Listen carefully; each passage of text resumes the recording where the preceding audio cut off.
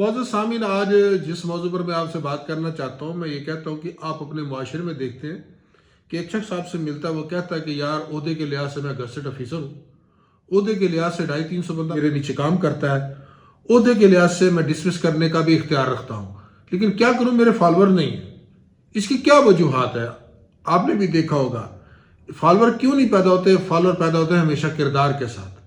ہماری بدقسمتی سوسائٹی کی یہ ہے کہ ہمارا جو پروفیشنل کریکٹر تھا نا، وہ تو ڈاؤن ہوا، مذہبی کریکٹر ہمارا بلند ہوا۔ یاد رکھیے گا، لوگوں کو آپ کے نماز، عمرے، حج سے کوئی سروکار نہیں ہوتا، لوگ تمہیں معاملات میں دیکھنا چاہتے ہیں۔ یہاں حضرت علی کا ایک قول مجھے یاد آتا ہے کہ حضرت علی کے پاس ایک دو شخص دوڑتا ہوا اور کہنے لگا کہ یا امیر المومنین فلاں بندہ صوم و صلات کا بڑا پابند ہے۔ ہم نے کہا چھوڑو، یہ بتاؤ معاملات میں کیسا ہے۔ ہم نے معاملات پر نظر ہی نہیں ڈالی۔ اب آپ دیکھیے کہ جب پاکستان بھی بنا نا، مسجدوں اور مدرسوں کا کلچر اڈاپٹ کیا گیا، اس کے نتائج بڑے بھیانک آئے۔ اگر انڈسٹریل کلچر اپنایا ہوتا تو آج اس کا نتیجہ کچھ اور نکلتا۔ اور میں آپ کو ایک اور بات بھی کہنا چاہتا ہوں، ایک فکر آپ کی نظر کرتا ہوں کہ لائلٹی اور رسپانسبلٹی نصیحت اور وعظوں سے نہیں پیدا ہوتی، یہ احساس سے پیدا ہوتی ہے۔ اسے میں آپ کو ایک قصے سے بات سمجھانا چاہتا ہوں۔ مثال کے طور پر آپ اپنے گھر میں ایک ملازم رکھتے ہو، اس سے پوچھتے ہو کہ بھائی آپ کا فیملی بیک گراؤنڈ کیا ہے؟ سر کہتا ہے میرے 3 بچے ہیں جی، ایک بیٹی ہے 2 بیٹے ہیں۔ بیٹی کیا کرتی ہے سر؟ وہ 6ٹھی کلاس میں پڑھتی ہے۔ آپ کہتے ہیں جب یہ بالغ ہوگی نا تو اس کی شادی ہم کرائیں گے۔ اچھا 2 بیٹے ہیں جی، ایک اسکول جاتا ہے، دوسرا نہیں جاتا۔ دوسرا کیوں نہیں بھیجتے؟ سر فیس نہیں دے سکتا۔ بھائی اسے بھی بھیجو، فیس ہم پے کریں گے۔ اب ہم کیا کر رہے ہیں؟ اسے آن کر رہے ہیں، اپنا بنا رہے ہیں۔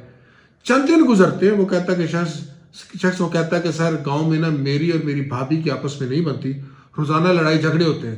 آپ اسے کہتے ہیں بھائی یہ سروینٹ کوارٹر پڑا ہے، آؤ اس کے اندر رہائش رکھو، نہ کوئی کرایہ لیں گے، نہ ہم آپ سے بجلی کا بل لیں گے، کچھ نہیں لیں گے۔ تو کیا کیا آپ نے؟ اسے آن کیا، اپنا بنایا، اس کی پریشانی کو آپ نے لے لیا۔ اب کیا خیال ہے؟ وہ شخص جس کی اتنی رسپانسبلٹی آپ نے لے لی ہے، زندگی میں کبھی موقع ملا نا، آپ کی خاطر اسے جان بھی دینی پڑی نا، وہ جان دے دے گا۔ تو پھر یہ میں کہتا ہوں کہ آپ کسی ادارے کو لیڈ کرتے ہو، کسی گھر کے سربراہ ہو، کسی سوسائٹی کو چلا رہے ہو، کسی انجمن کو چلا رہے ہو، تو پھر ایسے لوگ ضرور پیدا کیجیے جو آپ کے لیے جان دینے کے لیے بھی تیار ہو جائے۔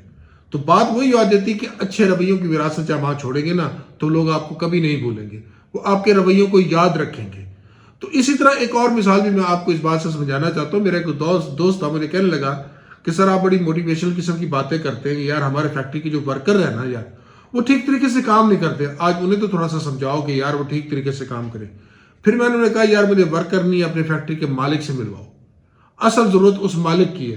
کبھی تمہارے مالک میں دھوپ کے اندر جا کر کسی مزدور سے پوچھا یار تمہیں پانی کی ضرورت تو نہیں ہے؟ کبھی کسی مزدور کے کندھے پر جا کر تھپکی دی ہے کہ ویل ڈن یار، بہت اچھا، تم نے بہت اچھا کام کیا آج؟ اسے کہ نہیں۔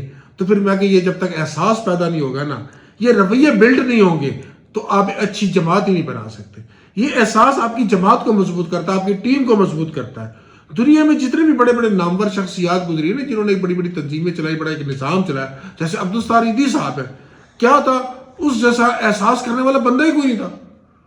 وہ بندہ، میں اس کی ہسٹری پڑھ کے حیران ہوا کہ وہ بندہ ایمبولینس میں سفر کرتا تھا۔ اسے جب سوال کیا گیا کہ ایدھی صاحب آپ کے پاس تو بڑی گاڑیاں، ہیلی کاپٹر تک ہے آپ کے پاس، آپ ایمبولینس میں کیوں سفر کرتے ہو؟ انہوں نے کہا بھائی جب میں راہ پر چل رہا ہوتا ہوں نا تو کہیں کوئی جانور مرا پڑا ہوتا ہے، کوئی زخمی ہوتا ہے، کوئی کچھ ہوتا ہے، تو میں فوراً اسے اپنے ایمبولینس میں ڈال دیتا ہوں۔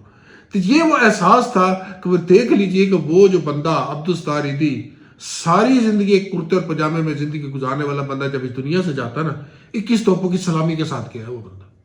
اللہ کے ہاں تو اسے ریوارڈ ملا ہی ملا۔ دیکھو اللہ نے دنیا میں کیسی عزت دیتی ہے ان لوگوں کو۔ اور ان ساری باتوں سے میں آپ کو یہی بتانا چاہتا ہوں کہ بھائی آپ بھی اپنا کردار بلڈ کیجیے، کریکٹر بیفور کیریئر۔ جب آپ کا کردار اچھا ہوگا، آپ کے فالوور پیدا ہوں گے، آپ کو ماننے والے پیدا ہوں گے، تو یہ کردار جو ہوتا ہے نا، یہ پھر مرنے کے بعد بھی زندہ رہتا ہے۔